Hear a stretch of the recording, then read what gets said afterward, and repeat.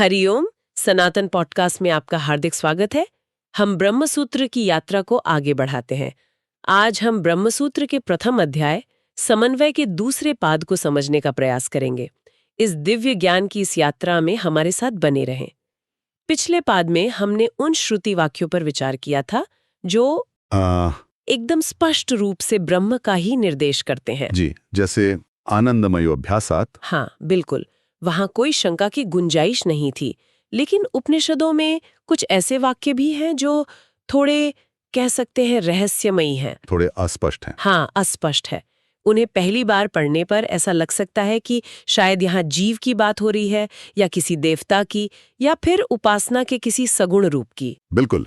और यही इस दूसरे पाद के आप कहिए सुंदरता है। ये पाद उन सभी अस्पष्ट लगने वाले वाक्यों को लेता है और ये सिद्ध करता है कि उनका जो अंतिम तात्पर्य है वो वही एक अद्वितीय निर्गुण परब्रह्म ही है। तो एक तरह से ये सभी शंकाओं का निवारण करता है। जी, ये एक तरह की दार्शनिक जासूसी जैसा है, जहां सूत्रकार एक एक सुराग को उठाकर ये दिखाते हैं कि सभी रास्ते एक ही सत्य की ओर जाते हैं।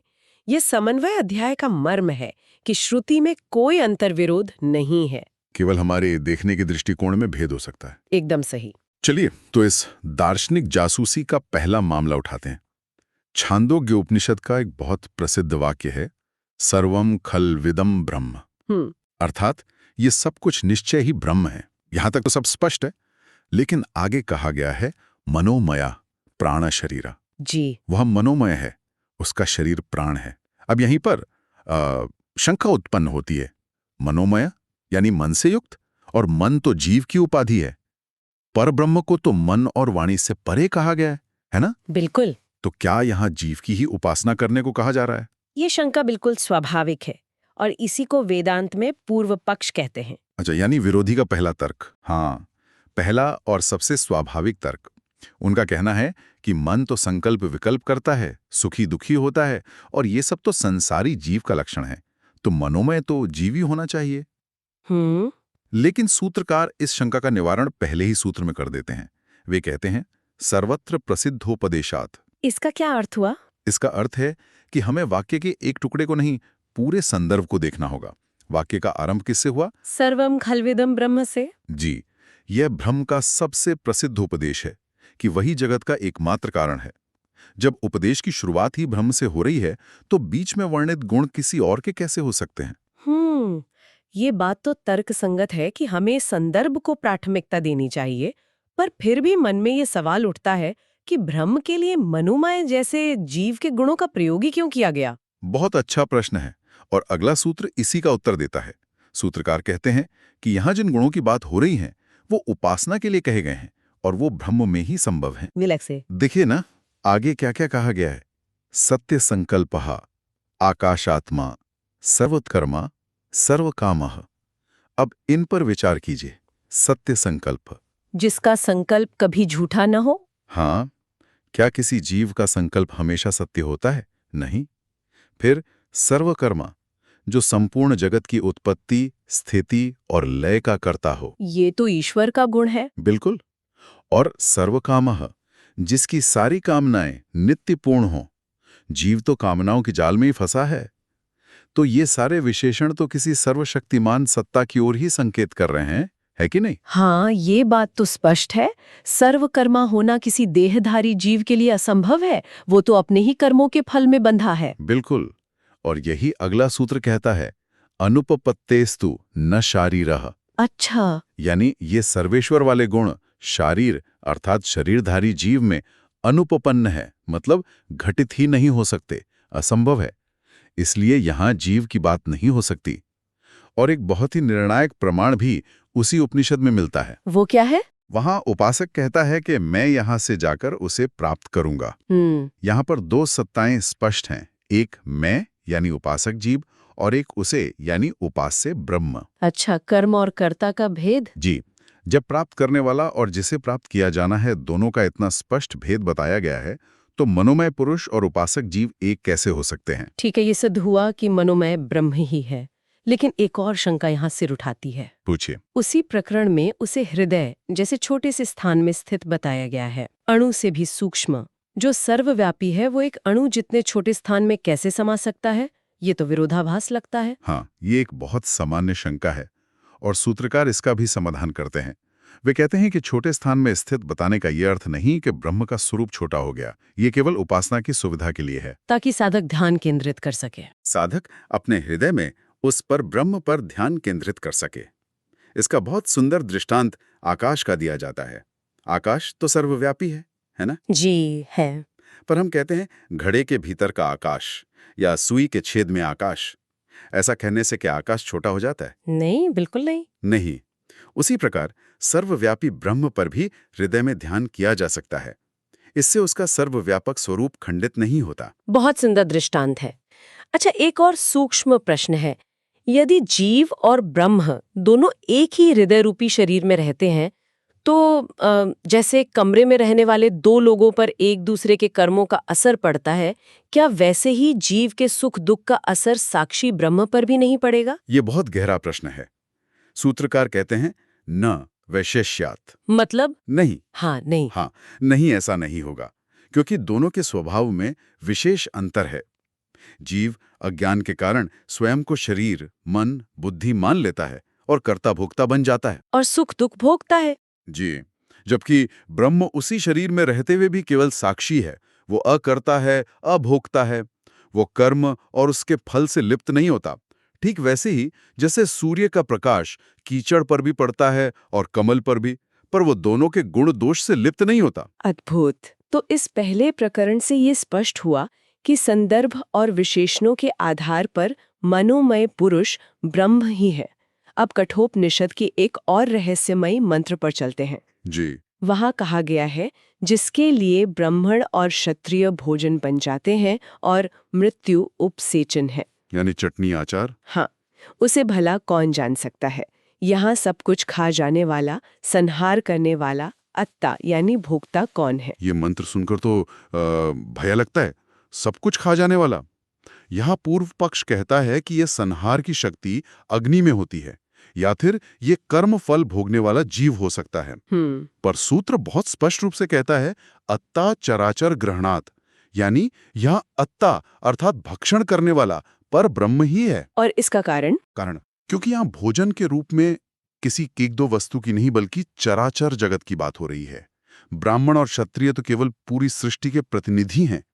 प्रलय काल में संपूर्ण चराचर जगत को अपने भीतर लीन कर लेने की शक्ति केवल पर ब्रह्म में ही है। और जीव या अग्नि क्यों नहीं हो सकते? देखिए, अग्नि तो केवल भौतिक वस्तुओं को जला सकती है।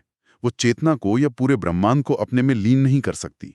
और जीव तो स्वयं उस भोजन का एक हिस्सा है। बिल्कुल, वो भोक्ता कैसे हो सकता है? और सूत्रकार एक और प्रमाण देते हैं, प्रकरणाच, यानी संदर्भ देखो। यह संवाद किसके बीच हो रहा है? नचिकेता और यमराज के बीच। हाँ, नचिकेता ने परम तत्व के बारे में पूछा था। जी, उसने उस तत्व के बारे में पूछा था जो धर्म, अधर्म, भूत, भविष्य सबसे परे है। यमराज उसी का उपदेश दे रहे हैं। तो इस संदर्भ में संहारकर्ता के रूप में ब्रह्म का ही वर्णन उचित है। बिल्कुल सही। संदर्भ से बात एकदम स्पष्ट हो जाती है। अब कठोपनिषद में ही एक और जोड़ी है जो उलझन पैदा करती है। एक मंत्र कहता है, ऋतम पिबंतो सुकृतस्य लोके गुहाम प्रविष्टो परमे परार्धे। इसका मोटा मोटा अर्थ है कि दो हैं जो हृदय रूपी गुहा में प्रवेश करके अपने अच्छे कर्मों का पान करते हैं। जी। अब यहाँ दो और पान करने वाले यानी पिबंतो, इन दो शब्दों से तो यही लगता है कि ये जीव और बुद्धि की जोड़ी है, क्योंकि जीव बुद्धि के साथ मिलकर ही तो कर्मफल भोगता है ना? यह पूर्व पक्ष का बहुत ही शक्तिशाली तर्क है, क्योंकि पिबंतों क्रिया द्विवचन में है, जिसका अर्थ है दो पीने वाले। और हम जानते हैं कि परमात्मा तो कर्मफल का भोग नहीं करता, वो तो अभोक्ता है। जी, तो दूसरा कौन होगा? लगता है कि वो बुद्धि ही होनी चाहिए, लेकिन सूत्रकार कहते हैं गुहा प्रविष्टावात्मानो ही तद्दर्शनात्, यानी गुहा में प्रवेश करने वाले दो आत्माएं ही हैं, जीवात्मा और परमात्मा। अच्छा, ऐसा क्यों? ऐसा इसलिए क्योंकि अन्य श्रुतियों में भी इन दोनों को हमेशा एक साथ देखा गया है। जैसे वो मुंडकोपनिषद में दो पक्षियों का रूपक आता है। आपने बिल्कुल सही याद दिलाया। एक ही शरीर रूपी वृक्ष पर दो पक्षी बैठे हैं, जीवात्मा और परमात्मा। एक फल चखता है और दूसरा बिना खाए केवल देखता रहता है। यह रूपक दिखाता है कि शास्त्रों में इन दोनों को एक साथ बताने की परंपरा है। लेकिन फिर उस पिबंतऊ यानी दो पीने वाले शब्द का क्या करें?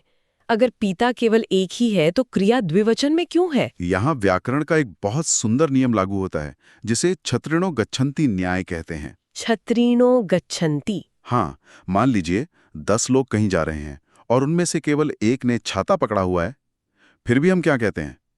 देखो, छतरी वाले जा रहे हैं। हाँ, हम सबके लिए कह देते हैं। जी, हम सबके लिए छतरी वाले कह देते हैं। ठीक उसी प्रकार, यद्यपि कर्म फल का भोग केवल जीवात्मा ही करता है, लेकिन उसके साथ साक्षी रूप में परमात्मा हमेशा स्थित रहता है। उस संगति के कारण ही लाक्षणिक रूप से दोनों को पीने वाला कह दिया गया है। अरे वाह, ये तो बहुत ही सुंदर और तर्कसंगत व्याख्या है। तो ये एक तरह का साहित्यिक प्रयोग हुआ। बिल्कुल। और अगला सूत्र इस बात को और भी पक्का कर देता है। वो कहता है विशेषणाच। अच्छा। यानी इसी प्रकरण में आगे उन दोनों के विशेषणों से उनमें भेद भी बताया गया है। एक को रथी यानी रथ का स्वामी बताया गया है और दूसरे को गंतव्य स्थान या परमपद कहा गया है। अब आप ही सोचिए, ये भेद जीवात्मा और परमात्मा में ही घटित होता है। स्पष्ट हो गया। अब एक और स्थान पर आते हैं, हमारी आंखें। छांदोग्य उपनिषद में प्रजापति इंद्र को उपदेश देते हैं। ये जो आंख में पुरुष दिखाई देता है, यही आत्मा है, ये अमृत है, अभय है, ये ब्रह्म है। जी। अब यहाँ प्रश्न उठता है कि आंख में दिखने वाला ये पुरुष कौन है? क्या ये हमारा प्रतिबिंब है, या आंख का कोई देवता जैसे सूर्य, या फिर ये जीव ही है? यहां भी सूत्रकार एक ही निर्णायक तर्क से उत्तर देते हैं। अंतर उपपत्ति है। इसका क्या मतलब? यानी आंख के भीतर स्थित पुरुष पर ब्रह्म ही है। क्यों? क्योंकि उसके जो गुण बताए गए हैं वो केवल ब्रह्म में ही उपपन्न होते हैं, यानी संभव हैं। गुण क्या हैं? अमृतत्व यानी अमरता, और अभयत्व यानी निर्भयता। और ये गुण दूसरों में क्यों संभव नहीं है? सोचकर देखिए, जो प्रतिबिंब है, क्या वो अमर है? नहीं, नहीं। शरीर के साथ ही नष्ट हो जाता है। जी। सूर्य देवता, वे भी कर्म के अधीन हैं, पूर्णता अभय नहीं है। और जीव तो स्वयं जन्म मृत्यु भय शोक के चक्र में फंसा हुआ है। तो अमृत और अभय होने का विशेषण केवल पर ब्रह्म पर ही लागू हो सकता है। केवल एक ही तर्क से पूरी गुत्थी सुलझ गई। हाँ, पर सूत्रकार इतने पर ही नहीं रुकते। वे और भी कई प्रमाण देते हैं। वे कहते हैं कि उसी प्रकरण में उस पुरुष को संयदवाम और भामनी भी कहा गया है, जिसका अर्थ है वो सबका आश्रय है और सर्व प्रकाशक है। उसे कम यानी आनंद स्वरूप और खम यानी आकाश की तरह व्यापक भी कहा गया है। आनंद और आकाश ये दोनों ब्रह्म के प्रसिद्ध लक्षण हैं। और सबसे बड़ा प्रमाण ये है कि ऐसे पुरुष को जानने वाले की गति देवयान मार्ग से बताई गई है, जो ब्रह्म विद्या का ही फल है। अच्छा। इन सभी कारणों से ये सिद्ध होता है कि आंख में स्थित पुरुष ब्रह्म ही है। अद्भुत। एक एक करके सारे संशय दूर होते जा रहे हैं। अब अंतिम प्रकरण पर आते हैं, जो बृहदारण्यक उपनिषद के प्रसिद्ध अंतर्यामी ब्राह्मण से है। जी।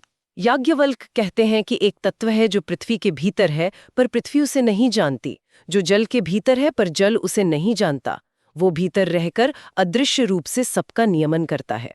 ये अंतर्यामी, ये सबका शासक कौन है? क्या ये सांख्य का अचेतन प्रधान हो सकता है या कोई सिद्धि योगी? हाँ, यही शंका होती है। सूत्रकार यहाँ भी दो टूक उत्तर देते हैं। अंतर्याम में धिदयिवादिषु तद धर्म व्यपदेशात, यानी सभी देवताओं, लोकों, भूतों आदि में स्थित अंतर्यामी ब्रह्म ही है। और इसका कारण? क्योंकि यहाँ जिन धर्मों या गुणों का वर्णन है वे ब्रह्म के ही हैं। गुण क्या है? वो सबका नियंत्रा है, वो अमर है और वो सबका आत्मा है। ये सर्वनियंत्रक होना, अमर होना और सबका आत्मस्वरूप होना, ये केवल परब्रह्म में ही संभव है। और ये सांख्य का प्रधान क्यों नहीं हो सकता? क्योंकि अगला सूत्र कहता है कि प्रधान अचेतन है, मतलब जड़ है, जबकि यहाँ अंतर्यामी को दृष्टा यानी देखने वाला और मनता यानी मनन करने वाला कहा गया है।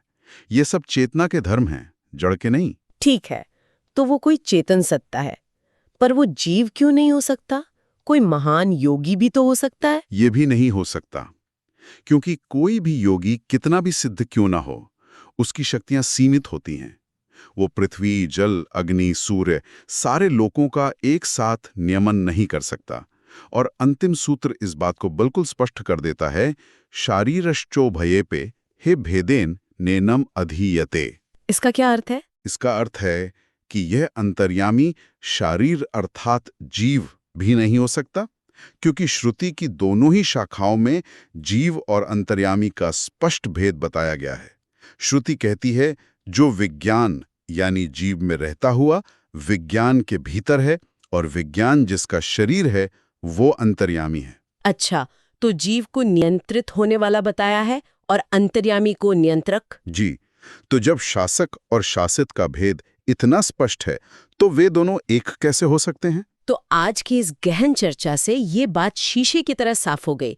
उपनिषदों में जो अलग अलग प्रसंगों में मनोमय पुरुष, आत्मा, हृदय गुहा में स्थित दो में से एक, आंख में स्थित पुरुष और अंतर्यामी बताए गए हैं, वे सब ऊपरी तौर पर भिन्न लगते हुए भी ब्रह्म सूत्र की तार्किक कसौटी पर कसने के बाद एक ही परब्रह्म की ओर संकेत करते हैं। बिल्कुल, यही समन्वय की शक्ति और सौंदर्य है।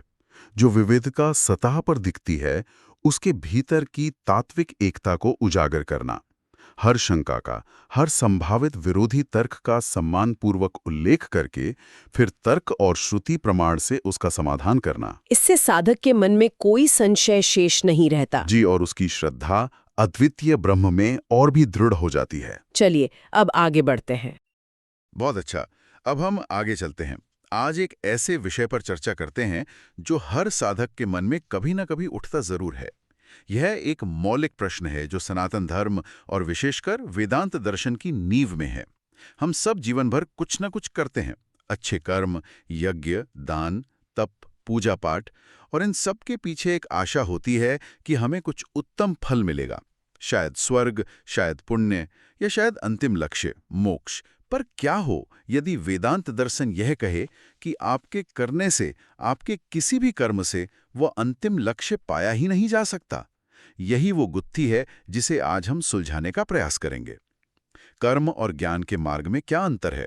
क्या मोक्ष कर्म से अर्जित किया जाता है या ज्ञान से केवल अनुभव किया जाता है? ये प्रश्न ही अध्यात्म की यात्रा का, आप देखिए, प्रवेश द्वार है।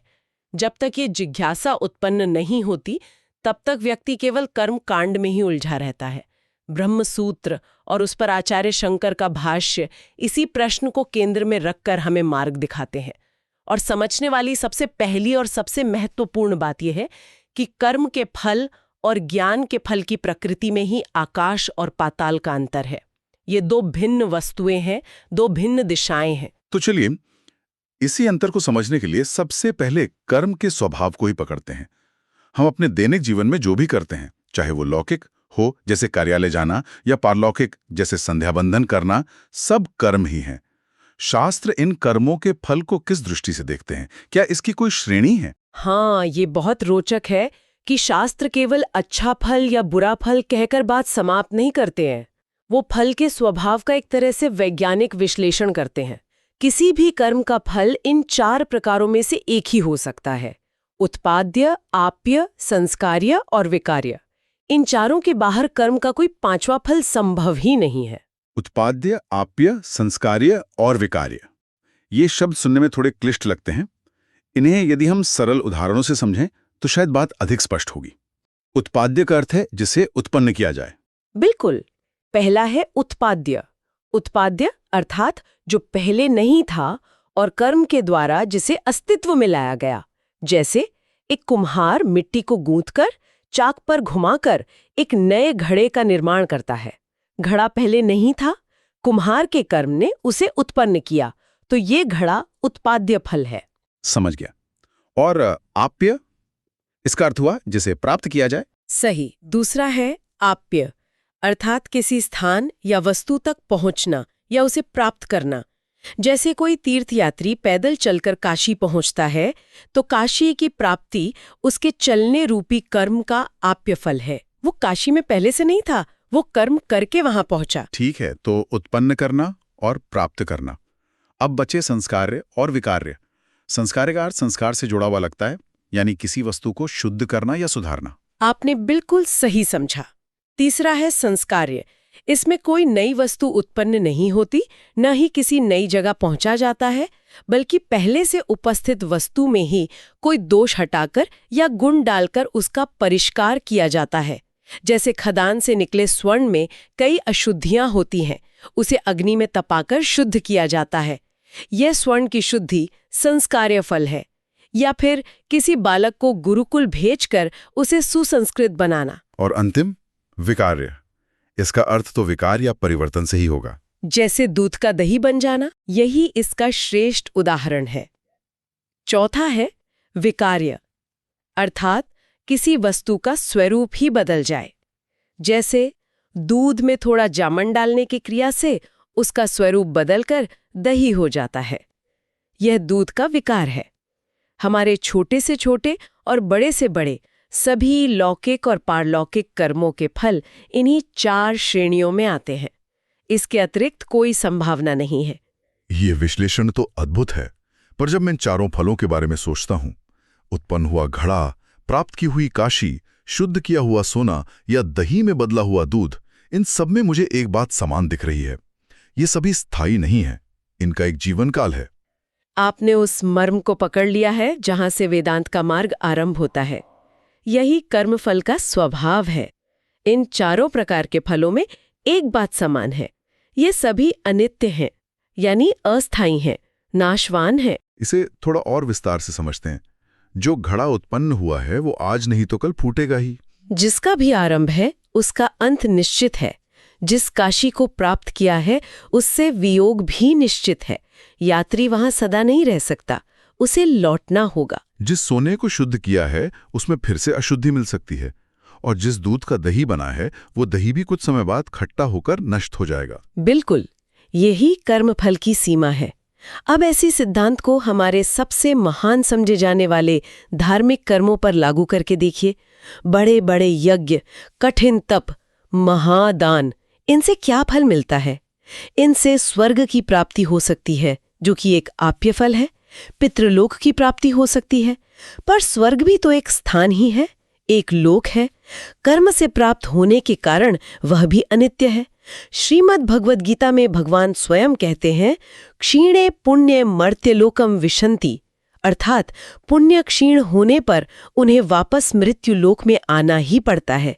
इसलिए कर्म का कोई भी फल, चाहे वो कितना भी महान और दिव्य क्यों न प्रतीत हो, वह नित्य या स्थायी नहीं हो सकता। रुकिए, ये बात थोड़ी मन को झकझोरने वाली है।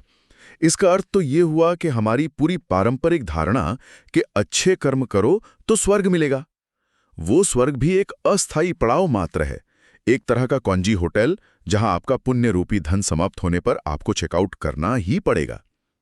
ये तो कई लोगों को हतोत्साहित कर सकता है कि फिर इतने पुण्य कर्म करने का लाभ ही क्या, यदि अंत में लौटना यही है।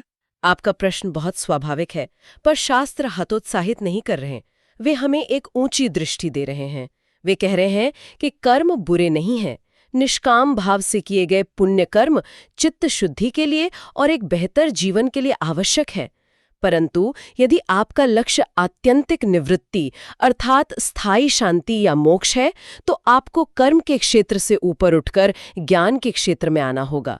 कर्म आपको बंधन से मुक्त नहीं कर सकता, क्योंकि कर्म का फल स्वयं अनित्य है। एक अनित्य वस्तु से नित्य की प्राप्ति कैसे हो सकती है? ठीक है, तो यहां से ज्ञान की भूमिका आरंभ होती है। यदि कर्म का फल अनित्य है तो ज्ञान का फल नित्य होना चाहिए। और परम पुरुषार्थ माना गया मोक्ष, क्या वो इन 4 प्रकार के फलों उत्पाद्य, आप्य, संस्कार्य, विकार्य में से कोई एक है? यही तो सबसे गूढ़ और सुंदर रहस्य है। आचार्य कहते हैं मोक्ष इन चारों में से कुछ भी नहीं है। चलिए एक एक करके देखते हैं। क्या मोक्ष उत्पाद्य हो सकता है? नहीं, क्योंकि जिसे उत्पन्न किया जाएगा वो नष्ट भी होगा। तो कर्म से उत्पन्न मोक्ष अनित्य होगा, जो मोक्ष की परिभाषा के ही विरुद्ध है। ठीक है, तो मोक्ष को बनाया नहीं जा सकता। क्या उसे आप्य यानी प्राप्त किया जा सकता है, जैसे हम स्वर्ग जाते हैं? ये भी संभव नहीं। आत्मा तो सर्वव्यापी है, वो पहले से ही सर्वत्र उपस्थित है। उसे कहीं आने जाने की आवश्यकता नहीं। जो वस्तु हमसे दूर हो उसे प्राप्त किया जाता है। आत्मा तो हमारा स्वरूप ही है, वो हमसे दूर कैसे हो सकती है? तो मोक्ष आप्य भी नहीं है। तो क्या वो संस्कारें हैं? क्या आत्मा में कोई मैल है जिसे कर्मों से धोकर शुद्ध करके मोक्ष पाया जा सकता है? नहीं, श्रुति कहती है कि आत्मा नित्य शुद्ध है, वो स्वभाव से ही शुद्ध है। उस पर अज्ञान का आवरण हो सकता है, पर उसमें कोई मैल नहीं है जिसे धोया जाए। तो फिर अंतिम विकल्प बचा विकार्य। क्या आत्मा में कोई परिवर्तन करके मोक्ष होता है? ये भी नहीं। आत्मा को कूटस्थान नित्य कहा गया है, अर्थात वो अपरिवर्तनशील है। यदि उसमें परिवर्तन होगा तो वह भी अनित्य हो जाएगी। तो मोक्ष इन चारों में से कुछ भी नहीं है। अरे, ये तो बड़ी विचित्र स्थिति होगी। यदि मोक्ष को न उत्पन्न किया जा सकता है, न प्राप्त किया जा सकता है, न सुधारा जा सकता है और न ही बदला जा सकता है, तो फिर हम मोक्ष की बात ही क्यों कर रहे हैं? फिर वो है क्या और उसे पाया कैसे जाए? ऐसा लगता है जैसे सारे रास्ते ही बंद हो गए। रास्ते इसलिए बंद लग रहे हैं क्योंकि हम पाने की भाषा में सोच रहे हैं। वेदांत कहता है उसे पाना ही नहीं है, क्योंकि वो पहले से ही प्राप्त है। मोक्ष आत्मा का सहज स्वभाव है, वो हमारा अपना स्वरूप है, वो नित्य सिद्ध है। हम अज्ञान के कारण स्वयं को ये नाशवान शरीर, ये चंचल मन, ये सीमित बुद्धि मान बैठे हैं। यही बंधन है। ज्ञान का एकमात्र कार्य इस अज्ञान के पर्दे को हटाना है जो हमारे नित्य मुक्त स्वरूप को ढके हुए हैं। ये तो कुछ ऐसा हुआ जैसे कोई व्यक्ति अपने गले में ही हार पहनकर उसे पूरे घर में पागलों की तरह ढूंढता फिरे। वो दुखी हो, परेशान हो, और फिर कोई मित्र आकर उसे बताए कि अरे मूर्ख, जिसे तुम बाहर खोज रहे हो वो तो तुम्हारे गले में ही सदा से था। उस क्षण उसे जो हार मिला वो कोई नई प्राप्ति नहीं थी। हार तो था ही, केवल उसके होने के अज्ञान का नाश हुआ। आपने इतना सुंदर और सटीक उदाहरण दिया है कि शास्त्रों में भी दशम व्यक्ति और गले में हार का उदाहरण बार बार आता है। ठीक यही स्थिति है। आत्मा नित्य, शुद्ध, बुद्ध और मुक्त स्वभाव है। वो परब्रह्म से भिन्न नहीं है। अहम ब्रह्मास्मि। जीव का स्वयं को इस देह, मन, इंद्रिय के संघात तक सीमित मानना ही बंधन है। यही अविद्या है। ब्रह्म ज्ञान इस भ्रम को, इस अध्यास को नष्ट कर देता है और जीव अपने यथार्थ ब्रह्म स्वरूप को जान लेता है। इसलिए ज्ञान का फल अज्ञान निवृत्ति मात्र है, किसी नई वस्तु की प्राप्ति नहीं। इसका अर्थ यह हुआ कि कर्म और ज्ञान की पूरी प्रक्रिया, उनका पूरा तंत्र ही एक दूसरे से भिन्न है। कर्म कुछ करने पर निर्भर है, जबकि ज्ञान केवल जानने पर। ऐसा लगता है कि कर्म में कर्ता की इच्छा प्रधान है, जबकि ज्ञान में वस्तु या सत्य की। बिल्कुल। इसे वेदांत की पारिभाषिक शब्दावली में कर्ता तंत्र और वस्तु तंत्र का भेद कहते हैं। कर्म पूरी तरह से कर्ता तंत्र है, अर्थात यह करने वाले की इच्छा पर निर्भर है।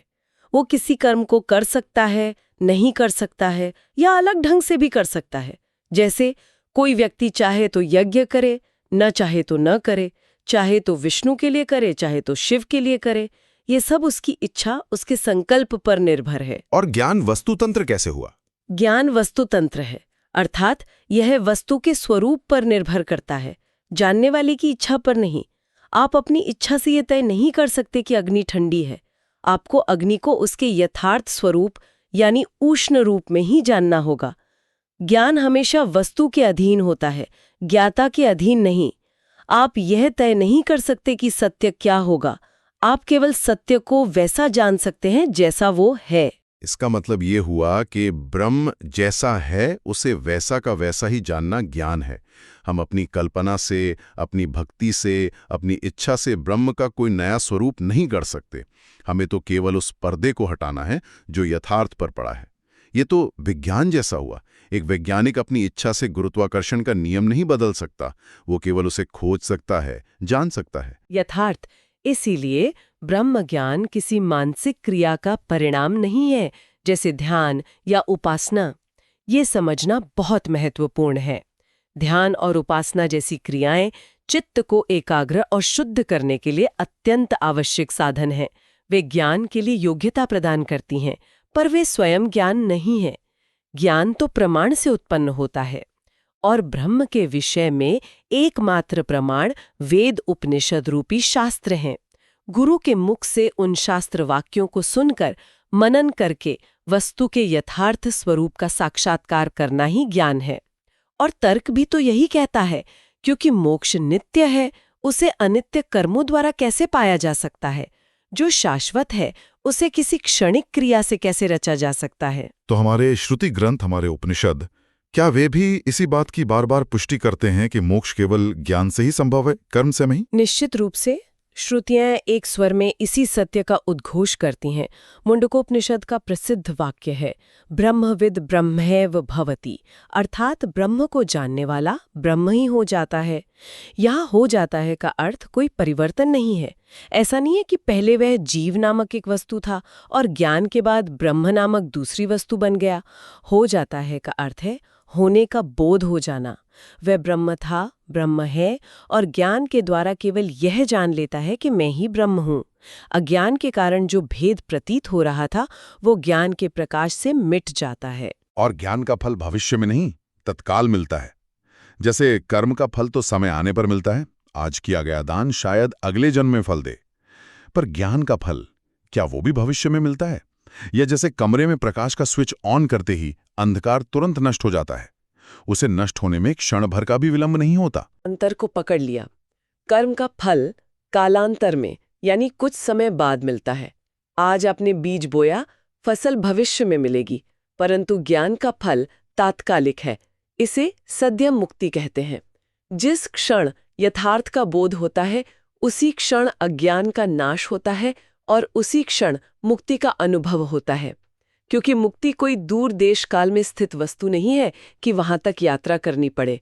वो यही है, अभी है, वो हमारा स्वरूप ही है। जैसे ही उस व्यक्ति को पता चलता है कि हार तो गले में ही है, उसी क्षण उसकी खोज, उसका दुख, उसकी परेशानी समाप्त हो जाती है। उसे भविष्य में किसी शुभ मुहूर्त में हार नहीं मिलता, वो तो पहले से ही प्राप्त था, बस जानने की देर थी। ये चर्चा अब तो मन की सारी परतों को खोल रही है। कर्म और ज्ञान के फलों का ये सूक्ष्म भेद ही वेदांत मार्ग का सार है। एक और कर्म है जो कर्ता तंत्र है, कर्ता की इच्छा पर निर्भर है, जिसका फल 4 प्रकार का अनित्य और भविष्य में मिलने वाला है। दूसरी ओर ज्ञान है जो वस्तुतंत्र है, सत्य के अधीन है, जिसका फल केवल अज्ञान की निवृत्ति है और वो तात्कालिक है क्योंकि वो हमारे नित्य सिद्ध मुक्त स्वरूप का साक्षात्कार मात्र है। यही इसका संपूर्ण सार है। कर्म अपने आप में बंधन का कारण नहीं है, बल्कि कर्म के फल की इच्छा और कर्तापन का अभिमान, मैंने किया, ही बंधन है। इसीलिए गीता में निष्काम कर्म योग का मार्ग बताया गया है, जो चित्त को शुद्ध करके व्यक्ति को ज्ञान के लिए योग्य बनाता है। कर्म एक सीढ़ी है, पर अंतिम द्वार तो आत्मज्ञान से ही खुलता है। चलिए आगे बढ़ते हैं। बहुत अच्छा। अब हम आगे चलते हैं, एक ऐसे गहन प्रश्न पर विचार करते हैं जो अक्सर आध्यात्मिक मार्ग पर चलने वालों के मन को उलझा देता है। हम सुनते हैं कि जब किसी साधक को आत्मज्ञान या कहें कि ब्रह्मज्ञान हो जाता है तो ज्ञान की जो अग्नि है वो उसके सारे कर्मों को भस्म कर देती है। यदि ऐसा है तो ज्ञान प्राप्ति के तुरंत बाद उस ज्ञानी का शरीर गिर क्यों नहीं जाता, उनका देहांत क्यों नहीं हो जाता? क्योंकि हम तो देखते हैं कि ज्ञानी पुरुष भी हमारी आपकी तरह ही शरीर में रहते हैं, खाते पीते हैं, चलते फिरते हैं। ये बात थोड़ी उलझी हुई सी लगती है, इसमें एक पेच नजर आता है।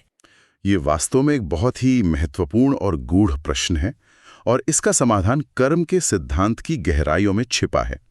जब तक हम कर्म की इन 3 गतियों को ठीक से नहीं समझते, ये पहेली सुलझ नहीं सकती।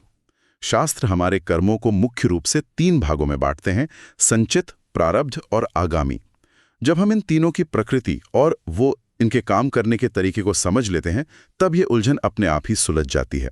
हाँ, ये 3 शब्द मैंने सुने तो कई बार हैं, संचित, प्रारब्ध, आगामी। लेकिन सच कहूँ तो इनके बीच का जो सूक्ष्म अंतर है वो पूरी तरह से कभी स्पष्ट नहीं हुआ। चलिए आज इसी को खोलते हैं। सबसे पहले संचित से शुरू करते हैं। इसका वास्तविक अर्थ क्या है? ये कितना विशाल हो सकता है? अवश्य। संचित कर्म का अर्थ है हमारे अनगिनत पिछले जन्मों के कर्मों का इकट्ठा किया हुआ भंडार। आप कल्पना कीजिए एक विशाल अकल्पनीय पर्वत की, जिसमें हमारे अच्छे, बुरे, पुण्य, पाप सभी तरह के कर्म बीज के रूप में जमा हैं। ये हमारा एक तरह से कॉस्मिक बैंक अकाउंट है, कह सकते हैं। ये वो कर्म है जिनका फल अभी तक मिलना शुरू नहीं हुआ है, वे बस अपने फल देने के सही समय का इंतजार कर रहे हैं। तो ये तो एक तरह का हमारा कॉस्मिक बैकलॉग हुआ, हमारे कर्मों का एक विशाल अनदेखा खाता, जिसका हमें कोई अंदाजा भी नहीं कि उसमें क्या क्या जमा है। और आगामी कर्म क्या है? आगामी कर्म वो हैं जो हम इस वर्तमान जीवन में करते हैं, और विशेष रूप से ज्ञान प्राप्ति के बाद जो नए कर्म किए जाते हैं उन्हें आगामी कहा जाता है। ये वो कर्म हैं जो भविष्य में फल देंगे अगर उन्हें रोका ना जाए। अब आते हैं सबसे महत्वपूर्ण हिस्से पर, प्रारब्ध कर्म पर। हाँ, प्रारब्ध, इसी शब्द का सबसे ज्यादा इस्तेमाल होता है। लोग कहते हैं सब प्रारब्ध का खेल है, या संचित से कैसे अलग है? प्रारब्ध संचित कर्म के उसी विशाल पर्वत का एक बहुत छोटा सा हिस्सा है जिसने अब फल देना शुरू कर दिया है। ये वो मुट्ठी भर बीज हैं जिन्हें उस विशाल भंडार से निकालकर इस जीवन की धरती में बो दिया गया है। इसी प्रारब्ध के कारण हमें ये वर्तमान शरीर मिला है। हमारे माता पिता, हमारा परिवेश, इस जीवन में मिलने वाले सुख दुख और हमारे जीवन की अवधि, ये सब कुछ प्रारब्ध ही तय करता है। मैं अभी भी इन तीनों के फर्क को ठीक से पकड़ नहीं पा रही हूँ। क्या इसे किसी रोजमर्रा की मिसाल से समझ सकते हैं? कोई सरल सा उदाहरण हो तो बताइए। बिल्कुल। इसके लिए एक बहुत ही प्रसिद्ध और सुंदर उपमा दी जाती है, एक धनुर्धर की। कल्पना कीजिए कि एक धनुर्धर के तरकश में अनगिनत तीर रखे हुए हैं। ये तीरों का जो विशाल भंडार है वही उसका संचित कर्म है। अच्छा, तरकश में रखे सारे तीर संचित हैं, ठीक है।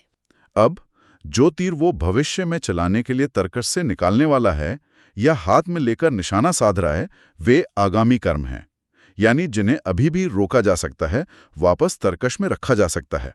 और जो तीर वो अपने धनुष पर चढ़ाकर प्रत्यंक्षा खींचकर छोड़ चुका है और जो अब हवा में सनसनाता हुआ अपने लक्ष्य की ओर बढ़ रहा है, वही प्रारब्ध है।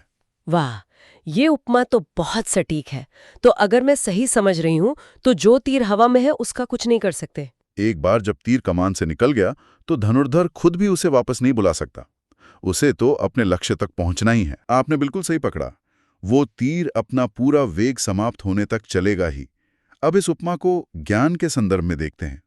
जब साधक को ब्रह्म ज्ञान होता है तो ज्ञान की अग्नि, जिसे ज्ञानाग्नि कहते हैं, वो क्या करती है? वो तरकश में रखे सभी तीरों को, यानी संचित कर्मों के पूरे पहाड़ को एक ही पल में जलाकर राख कर देती है। यानी पूरा का पूरा कॉस्मिक बैकलॉग, वो अनंत जन्मों का खाता एक झटके में शून्य हो जाता है। ये तो अद्भुत है। और आगामी कर्मों का क्या, जो तीर वो चलाने वाला था? ज्ञानोदय के साथ ही साधक का कर्ता भाव, यानी मैं करने वाला हूँ, ये अहंकार समाप्त हो जाता है। वो जान जाता है कि वह शरीर या मन नहीं, बल्कि शुद्ध चैतन्य साक्षी आत्मा है। इस बोध के कारण वह भविष्य में जो भी कर्म करता है वो बिना किसी आसक्ति और अहंकार के करता है। इसलिए नए आगामी कर्म के बीज बनते ही नहीं जो उसे बांध सकें।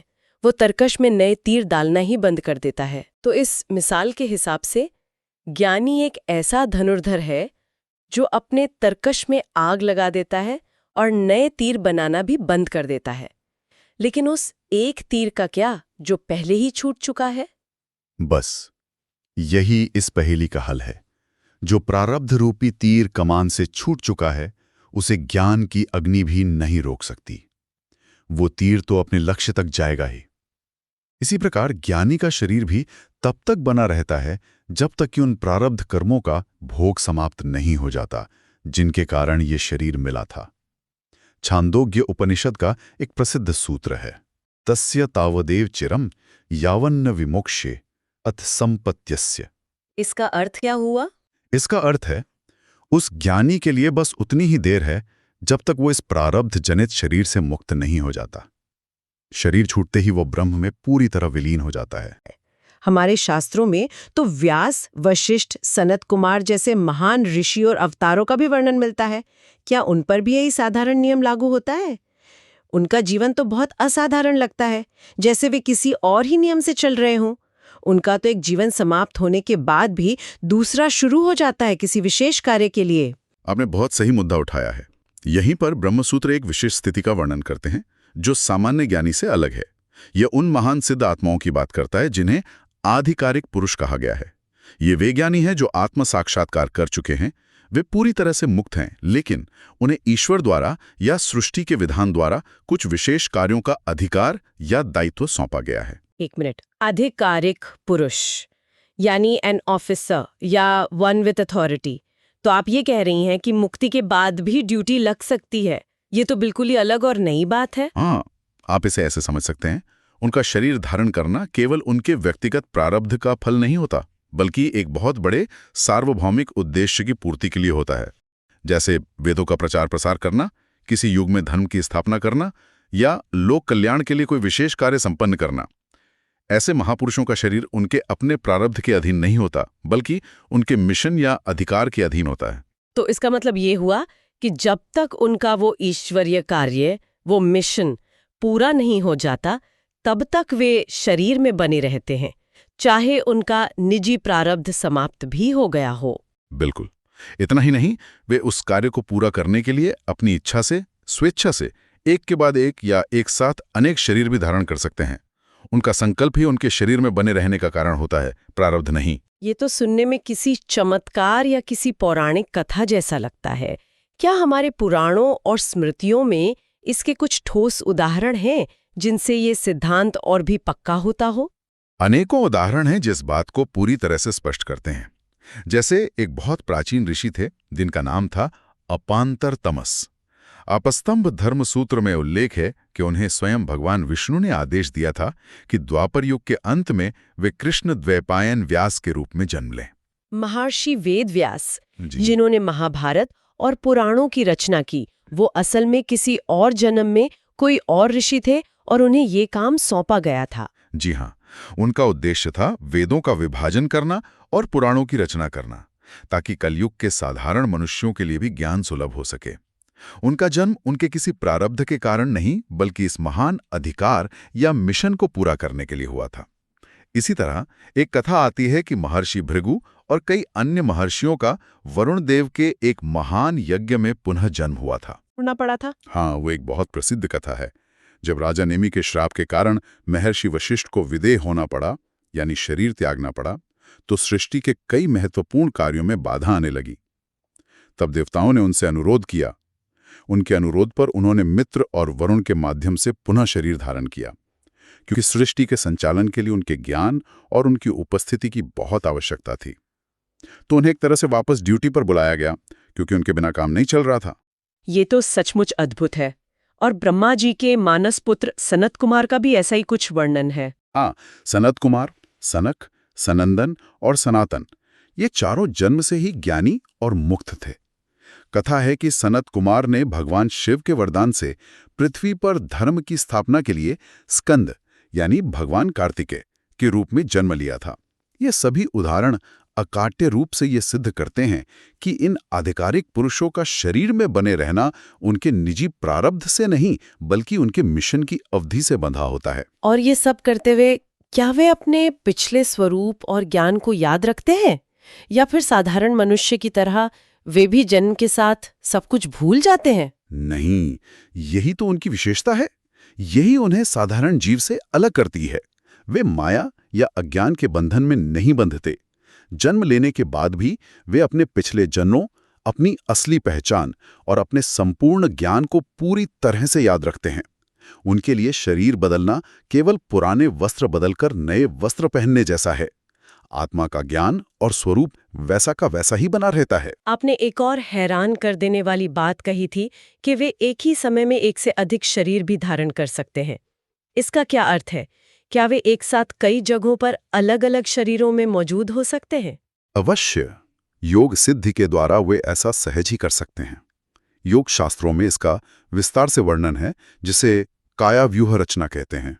जैसे एक दीपक अपने स्थान पर रहते हुए भी एक ही समय में अपने प्रकाश से कमरे की अनेक वस्तुओं को प्रकाशित कर सकता है, वैसे ही ये सिद्ध पुरुष, ये आधिकारिक आत्मा है, अपने अलग अलग दायित्वों को एक साथ पूरा करने के लिए एक ही समय में अनेक शरीरों को चेतन कर सकती हैं, उन्हें चला सकती हैं। उनका संकल्प ही इसके लिए काफी होता है। लेकिन यहाँ एक उलझन है, और शायद ये सबसे बड़ा सवाल है। ये आधिकारिक पुरुष जो भी काम करते हैं, चाहे वो लोक कल्याण के लिए ही क्यों ना हो, आखिर है तो वो कर्म ही। तो क्या वो कर्म उन्हें दोबारा नहीं बांधता? कर्म तो कर्म है, चाहे अच्छा हो या बुरा, उसका फल तो मिलना ही चाहिए। वे इस चक्र से कैसे बच जाते हैं? ये इस पूरी चर्चा का सबसे महत्वपूर्ण और सूक्ष्म बिंदु है। इसका उत्तर कर्ता भाव में छिपा है। क्योंकि वो ज्ञान में पूरी तरह से स्थित होते हैं, इसलिए वो कर्ता भाव यानी मैं ये कर्म कर रहा हूं, इस अहंकार से पूरी तरह मुक्त होते हैं। वे कर्म करते हुए तो दिखते हैं, पर वे भीतर से जानते हैं कि वास्तव में प्रकृति के गुण ही गुणों में काम कर रहे हैं और वे स्वयं केवल साक्षी मात्र हैं, दृष्टा हैं। यानी वो काम तो करते हैं पर उस काम से खुद को जोड़ते नहीं हैं। बिल्कुल। उनके कर्मों के फल में उनकी कोई आसक्ति, कोई कामना या कोई निजी स्वार्थ नहीं होता। उनके कर्म विश्व के कल्याण के लिए एक ईश्वरीय लीला मात्र होते हैं। ठीक जैसे कोई कुशल अभिनेता मंच पर राजा का अभिनय करता है, लड़ता है, रोता है, लेकिन भीतर से वो जानता है कि वो केवल अभिनय कर रहा है और उस पात्र के सुख दुख से वो स्वयं अलग है। इसलिए ये कर्म नए बंधन पैदा नहीं करते। श्रीमद् भगवद गीता में भी तो ऐसा ही कुछ कहा गया है। कमल के पत्ते का उदाहरण दिया गया है। हाँ, वही प्रसिद्ध श्लोक है, ब्रह्मण्याधाय कर्माणि संगम त्यक्त्वा करोति यः लिप्यतेन सपापेन पद्मपत्रमेवाम्बसा। अर्थात जो व्यक्ति अपने कर्मों को और उनके फलों को ब्रह्म को अर्पित करके और आसक्ति को त्याग कर कर्म करता है, वो पाप से उसी प्रकार अछूता रहता है जैसे कमल का पत्ता पानी में रहते हुए भी पानी से गीला नहीं होता। ये आधिकारिक पुरुष कर्म करते हुए भी अकर्ता ही बने रहते हैं। तो आज की हमारी इस गहरी बातचीत का सार यह निकलता है कि ज्ञान प्राप्ति के बाद एक सामान्य ज्ञानी का शरीर तो अपने प्रारब्ध कर्मों के समाप्त होने तक बना रहता है, जैसे कमान से निकला हुआ तीर। लेकिन कुछ विशेष महान आत्माएं, जिन्हें हम आधिकारिक पुरुष कहते हैं और जिन्हें ईश्वर ने कोई दिव्य कार्य सौंपा है, वे उस कार्य की समाप्ति तक शरीर में बनी रहती हैं। उनका शरीर में रहना लोक कल्याण की एक बृहद योजना का हिस्सा है, न कि किसी निजी कर्म बंधन का। नहीं है। कुछ महान आत्माओं के लिए मुक्ति का अर्थ है परम स्वतंत्रता और करुणा की स्थिति में रहकर संसार का मार्गदर्शन करना। यह हमें एक बहुत ही विचारणीय प्रश्न की ओर ले जाता है, जिस पर हर साधक को मनन करना चाहिए। वो क्या प्रश्न है? प्रश्न यह है कि मुक्ति की सर्वोच्च अवस्था क्या है? ब्रह्म में नमक की डली की तरह पूरी तरह घुलकर विलीन हो जाना और अपना अस्तित्व समाप्त कर देना, या फिर ज्ञान की पराकाष्ठा पर स्थित होकर शक्कर की तरह जगत में मिठास घोलते रहना, निस्वार्थ भाव से जगत की सेवा करते रहना। दोनों ही अपनी अपनी जगह पर महान अवस्थाएं हैं, पर साधक को विचार करना चाहिए कि उसका लक्ष्य क्या है। बहुत अच्छा। अब हम आगे चलते हैं।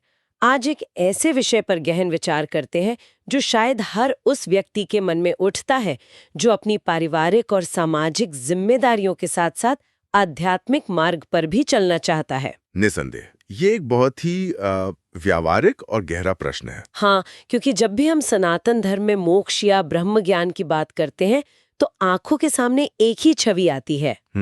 एक सन्यासी की, एक योगी की, जिसने संसार का त्याग कर दिया है, जो हिमालय की किसी गुफा में या किसी आश्रम में केवल साधना में लीन है। और ये छवि स्वाभाविक भी है, क्योंकि शास्त्रों में आप देखें तो वैराग्य, तप और विशेष रूप से ब्रह्मचर्य की महिमा का बहुत विस्तार से वर्णन है। बिल्कुल। और इन्हें ज्ञान प्राप्ति के लिए एक अनिवार्य अंग माना गया है। और बस यहीं से मेरे मन में और शायद हमारे सभी श्रोताओं के मन में एक उलझन पैदा होती है। क्या ये परम ज्ञान केवल उन्हीं के लिए है जिन्होंने सब कुछ छोड़ दिया है? क्या एक गृहस्थ जो अपने बच्चों का पालन पोषण कर रहा है, अपने माता पिता की सेवा कर रहा है, समाज में अपना योगदान दे रहा है, क्या उसके लिए इस ज्ञान के दरवाजे बंद हैं? क्या उसका परिवार, उसकी जिम्मेदारियां इस मार्ग में एक बाधा है? ये प्रश्न सनातन धर्म के मर्म को छूता है और आपको ये जानकर बहुत प्रसन्नता होगी कि हमारे ऋषियों ने इस पर बहुत गहराई से विचार किया है। अच्छा। और इसका एक बहुत ही सुंदर और स्पष्ट समाधान दिया है। उनका निश्चित मत है कि ऐसा बिल्कुल भी नहीं है। मतलब गृहस्थ आश्रम बाधा नहीं है? गृहस्थ आश्रम ब्रह्म ज्ञान की प्राप्ति में बिल्कुल बाधा नहीं है, बल्कि एक गृहस्थ भी उस परम ज्ञान का उतना ही अधिकारी है जितना कोई सन्यासी। ये सुनकर बहुत राहत मिलती है, पर एक शंका अभी भी है। पूछिए। जो ब्रह्मचर्य की शर्त है उसका क्या? सन्यास का तो आधार ही अखंड ब्रह्मचर्य है, जो एक गृहस्थ जीवन में असंभव ही नहीं। फिर दोनों समान अधिकारी कैसे हुए? आपकी शंका बिल्कुल तर्कसंगत है, पर शास्त्रों का दृष्टिकोण हमें एक व्यापक सत्य की ओर ले जाता है। कैसे? एक बहुत ही रोचक प्रसंग है। एक उपनिषद में परम ज्ञानी परमहंस सन्यासियों के लक्षणों और उनकी अवस्था पर गहन चर्चा हो रही है। अच्छा, मतलब ज्ञान की सर्वोच्च अवस्था पर। हाँ, जिसे ज्ञान की पराकाष्ठा माना जाता है। परंतु आश्चर्य की बात यह है कि वो उपनिषद उस पूरी चर्चा का समापन एक गृहस्थ का उदाहरण देकर करता है। एक मिनट, सन्यासियों के सर्वोच्च अवस्था की चर्चा और उसका समापन एक गृहस्थ के उदाहरण से? ये तो बहुत ही अनोखी बात है। इसका क्या विशेष अर्थ हुआ? इसका बहुत गहरा अर्थ है। ऋषि ये संकेत दे रहे हैं कि जिस ज्ञान की स्थिति में वह परमहंस सन्यासी है, हाँ, उसी ज्ञान की स्थिति में एक गृहस्थ भी हो सकता है। सूत्रकार तो यहां तक कहते हैं कि शास्त्र गृहस्थ के साथ उपसंहार इसलिए करते हैं क्योंकि गृहस्थ आश्रम में एक कृत्स्न भाव है, एक समग्रता है। कृत्स्न भाव यानी समग्रता। ये शब्द सुनने में थोड़ा भारी है, इसे थोड़ा सरल भाषा में समझाइए। ये किस प्रकार की संपूर्णता की बात हो रही है? अवश्य। इसे ऐसे समझिए, हमारे यहाँ 4 आश्रम हैं: ब्रह्मचर्य, गृहस्थ, वानप्रस्थ और सन्यास। जी। हर आश्रम के कुछ विशेष कर्तव्य और धर्म हैं। जैसे एक ब्रह्मचारी का मुख्य धर्म है विद्याध्ययन और गुरु सेवा। ठीक है। एक वानप्रस्थी का मुख्य धर्म है तप और चिंतन। एक सन्यासी का मुख्य धर्म है निधिध्यासन और आत्मचिंतन। तो इन सभी के कर्तव्य एक विशेष दिशा में केंद्रित हैं। ठीक है, ये तो समझ आता है। हर आश्रम का अपना एक स्पेशलाइजेशन है, कह सकते हैं। बिल्कुल सही शब्द। अब गृहस्थ आश्रम को देखिए। यस। यह एकमात्र ऐसा आश्रम है जिसमें अन्य सभी आश्रमों के धर्म वो किसी न किसी रूप में समाहित हैं। अच्छा, वो कैसे? देखिए, एक गृहस्थ धर्मानुसार अपनी इंद्रियों पर संयम रखता है। यह ब्रह्मचार्य का अंश है। वह यज्ञ, व्रत, उपवास आदि करता है। यह एक प्रकार का तप है, जो वानप्रस्थ का अंश है। वो शास्त्रों का स्वाध्याय करता है, अपने बच्चों को संस्कार देता है। यह ज्ञान यज्ञ है। वो दान देता है, अतिथियों की सेवा करता है, समाज का भरण पोषण करता है। सन्यासी और ब्रह्मचारी भी पोषण के लिए गृहस्थ पर ही निर्भर हैं, है ना? अच्छा, तो आप ये कह रही हैं कि गृहस्थ आश्रम एक तरह का जंक्शन है जहां सभी आश्रमों के कर्तव्य आकर मिलते हैं। बहुत सुंदर उपमा है। या इसे ऐसे समझें जैसे एक बड़ी कंपनी में अलग अलग विशेषज्ञ होते हैं।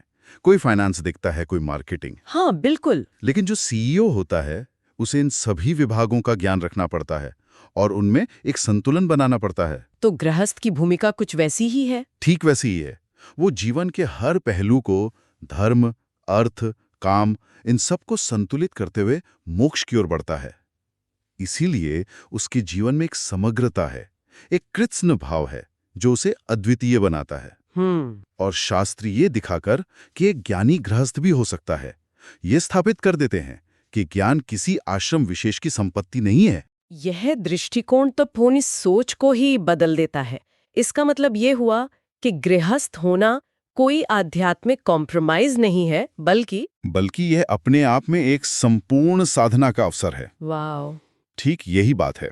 हाँ, सन्यास आश्रम की अपनी महिमा है, क्योंकि वहां साधक अपनी पूरी ऊर्जा और अपना पूरा समय केवल एक ही लक्ष्य पर लगाता है। बाहरी विक्षेप कम होते हैं। सही बात है।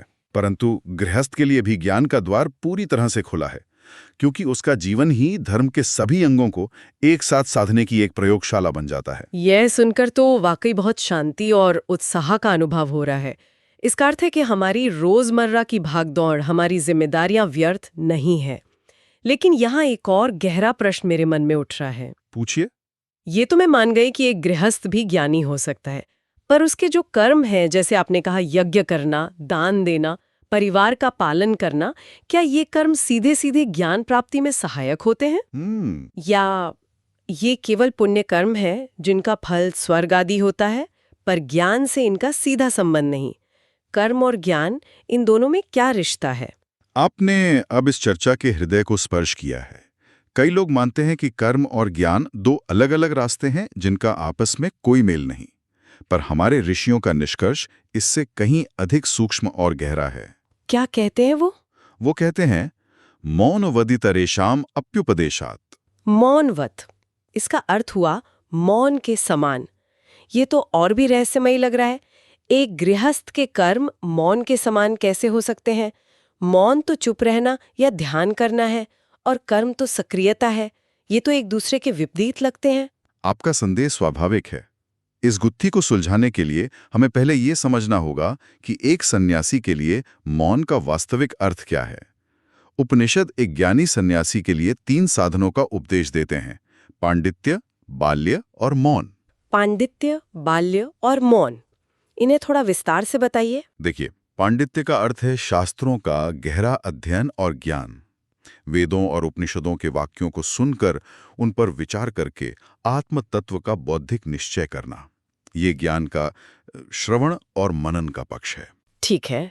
और दूसरा, बाल्य। बाल्य का अर्थ है एक छोटे बच्चे जैसी सरलता और निर्दोषता। जैसे एक बच्चा मान अपमान, दंभ, अहंकार से परे होता है। हाँ। वो हर किसी से सहज भाव से मिलता है। उसी प्रकार ज्ञानी को भी अपने पांडित्य का अहंकार त्याग कर सरल और निर्दोष भाव में स्थित होना होता है। 1 मिनट, बाल्य या बच्चे जैसा स्वभाव, ये सुनने में थोड़ा अजीब है। हम तो सोचते हैं कि ज्ञानी बहुत गंभीर और विद्वान होता है, बच्चों जैसा चंचल नहीं। शास्त्र यहाँ क्या कहना चाह रहे हैं? बहुत अच्छा प्रश्न है। यहाँ बच्चे की चंचलता की बात नहीं हो रही, बात हो रही है उसकी निर्दोषता और अहंकार शून्यता की। अच्छा। एक विद्वान में अपने ज्ञान का अहंकार आ सकता है। मैं बहुत कुछ जानता हूँ, ये भाव ही सबसे बड़ी बाधा है। बाल्य का अर्थ है उस अहंकार को धो डालना, ज्ञान को सिर पर बोझ की तरह नहीं बल्कि स्वभाव में सहजता की तरह धारण करना। समझ गई, ये तो बहुत गहरा मनोविज्ञान है। और तीसरा, मौन। और मौन का अर्थ केवल वाणी का चुप होना नहीं है, ये मुनि भाव है। मनन किए हुए सत्य का निरंतर निध्यासन करना, यानी उस आत्म तत्व में अपने मन को पूरी तरह से डुबो देना। मतलब एक तरह से मेडिटेशन की अवस्था। हाँ, ये ज्ञान को बुद्धि के स्तर से अनुभव के स्तर पर लाने की प्रक्रिया है। ठीक है। तो पांडित्य, बाल्य और मौन, ये 3 साधन हैं एक सन्यासी के लिए। पर मेरी पिछली बात पर आते हैं। जी। पांडित्य और बाल्य तो एक तरह के गुण या मानसिक अवस्था लगते हैं, जबकि मौन एक साधना या क्रिया है, जैसे ध्यान। शास्त्र इन तीनों को एक समान स्तर पर क्यों रखते हैं? आपने बिल्कुल सही नस पकड़ी है और यहीं उस सूत्र मौनवत का रहस्य छिपा है। आप सही कह रही हैं कि मौन एक स्पष्ट अनुष्ठान या क्रिया है। हाँ। परंतु शास्त्र कहते हैं कि पांडित्य और बाल्य का भी अनुष्ठान करना है। साधक को सप्रयास एक विधि के रूप में इन गुणों को धारण करना है। मतलब एफर्टफुली। हाँ, उसे पांडित्य का अभ्यास करना है, उसे सरलता का अभ्यास करना है, ठीक वैसे ही जैसे वो ध्यान का अभ्यास करता है। ये तीनों ही ज्ञान प्राप्ति के लिए अनिवार्य अंग हैं, कोई कम या ज्यादा नहीं। अच्छा, तो अगर मैं इसे ठीक से समझ रही हूँ, आप कह रहे हैं कि जैसे एक सन्यासी के लिए ध्यान लगाना एक टास्क है, वैसे ही उसके लिए विनम्र और सरल बने रहना भी एक टास्क है, और ये सभी मिलकर उसे ज्ञान में प्रतिष्ठित करते हैं। बिल्कुल। अब उस सूत्र पर वापस आइए, मौनवत, यानी मौन के समान। हाँ। जैसे सन्यासी के लिए पंडित्य, बाल्य और मौन, ये तीनों ही ज्ञान प्राप्ति में सहायक हैं, उसी प्रकार अन्य आश्रमों के लिए भी उनके अपने अपने निर्धारित कर्म ज्ञान प्राप्ति में सहायक होते हैं। ओह, अब जाकर ये बात स्पष्ट हुई। तो एक गृहस्थ के लिए उसके यज्ञ, दान, सेवा, कर्तव्य पालन, ये सब ठीक वैसे ही ज्ञान के साधन हैं। हाँ, जैसे एक सन्यासी के लिए मौन यानी आत्मचिंतन है। ठीक, यही निष्कर्ष है। इसीलिए कहा गया मौन के समान। जिस प्रकार मौन ज्ञान का एक अंतरंग साधन है, उसी प्रकार एक गृहस्थ के लिए निष्काम भाव से किए गए उसके कर्तव्य भी ज्ञान के साधन बन जाते हैं। वे बंधन नहीं रहते। पर कर्म तो कर्म है, वो बंधन क्यों नहीं बनता? गीता में भी कहा है, गहनम कर्मणो गति ही। कर्म की गति गहन है। एक व्यक्ति अपना काम करते हुए, चाहे वो ऑफिस का काम हो या घर का, वो कैसे ज्ञानी बन सकता है?